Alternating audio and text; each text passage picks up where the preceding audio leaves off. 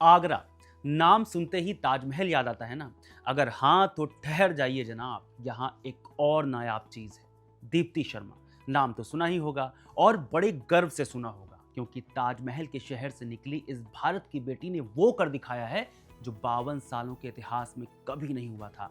माने जब हाथ में बल्ला आया तो 50 ठोक दी, और जब गेंद आई तो पंजा मार दिया। और ऐसा पंजा मारा कि साउथ अफ्रीका की टीम चारों खाने चित हो गई। नतीजा, वर्ल्ड चैंपियन इंडिया। अब जरा सोचिए कि दीप्ति शर्मा क्या ही गजब की खिलाड़ी है। फाइनल में 50 रन और 5 विकेट, पूरे टूर्नामेंट में 22 विकेट, माने टॉप विकेट टेकर।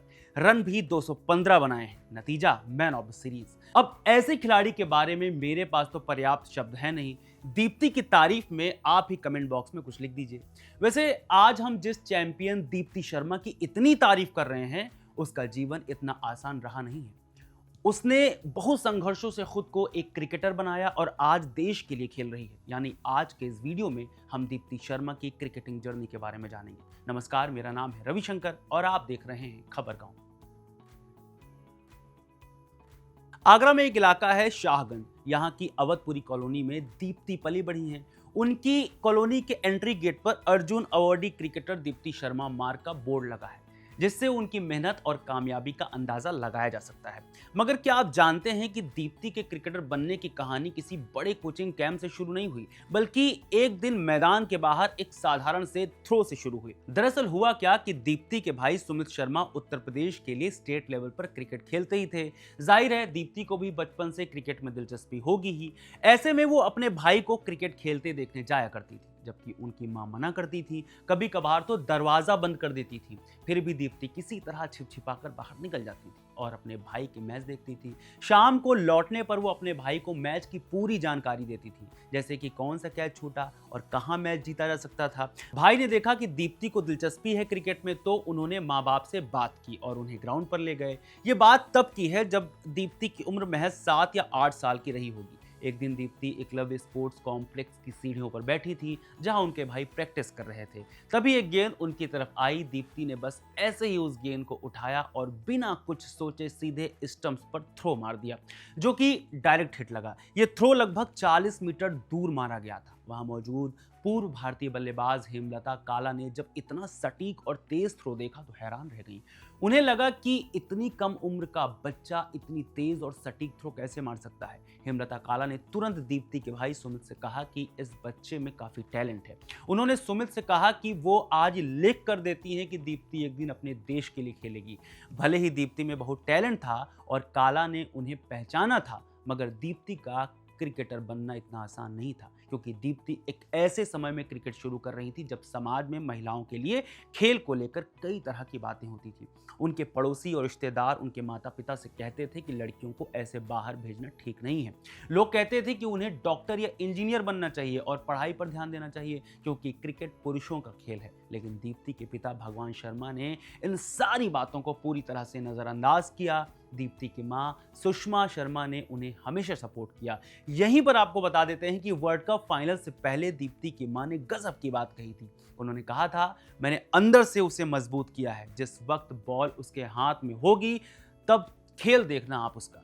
दीप्ति के करियर में माँ बाप का तो बढ़िया सपोर्ट रहा ही, लेकिन भाई सुमित ने अपने करियर का बलिदान तक दे दिया। दरअसल सुमित ने एक वक्त क्रिकेट छोड़ दिया था और एमबीए की तैयारी में लग गए थे। एमबीए पूरा करने के बाद वो कैंपस प्लेसमेंट के जरिए नौकरी भी करने लगे। जब 2012-13 के आसपास वो ब्रेक पर घर आए तो उन्होंने देखा कि दीप्ति का वजन बढ़ रहा है और वो पहले की तरह परमानेंट प्रैक्टिस नहीं कर पा रही हैं। सुमित को एहसास हुआ कि दीप्ति को यूपी टीम से भारतीय टीम तक पहुंचने के लिए अब ज्यादा मेहनत की जरूरत है, तो उन्होंने अपना करियर छोड़ने का फैसला कर लिया। उन्होंने अपने माँ बाप से कहा वो अपनी नौकरी छोड़ रहे हैं और अब वो दीप्ति को दिन रात प्रैक्टिस कराएंगे। उन्होंने अपने पिता को चेतावनी भी दी कि अब लोग सवाल करेंगे कि बेटे ने इतना महंगा कोर्स किया और घर पर बैठ गया है। लेकिन उनके पिता ने कभी सवाल नहीं किया और उनका पूरा समर्थन किया। सुमित ने अपने माता पिता और बड़े भाइयों से सिर्फ 2 साल मांगे। अगर इस दौरान उनका सपना पूरा नहीं हुआ तो वो अपनी नौकरी पर वापस चले जाएंगे। लेकिन दीप्ति को भारत के लिए खिलाने का उनका वादा पूरा हुआ। सुमित का कहना है, जब दीप्ति आज खेलती हैं तो उन्हें महसूस होता है कि वो खुद भारत के लिए खेल रहे हैं। इस बलिदान और निरंतर मेहनत के चलते दीप्ति ने अपनी जर्नी जारी रखी और 17 साल की उम्र में नवंबर 2014 में उन्होंने भारत के लिए डेब्यू किया।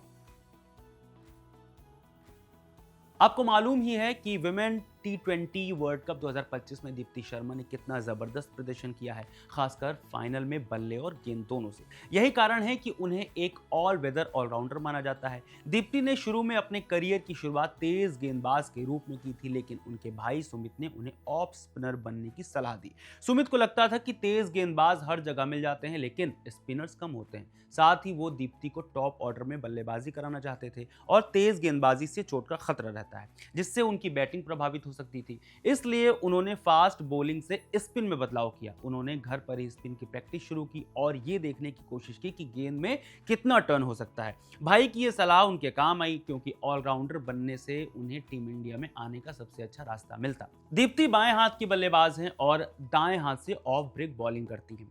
वो भारतीय टीम के लिए 10 साल से ज्यादा खेल चुकी हैं। वो शुरुआत में एक डिफेंसिव और बहुत टेक्निकल बल्लेबाज थी।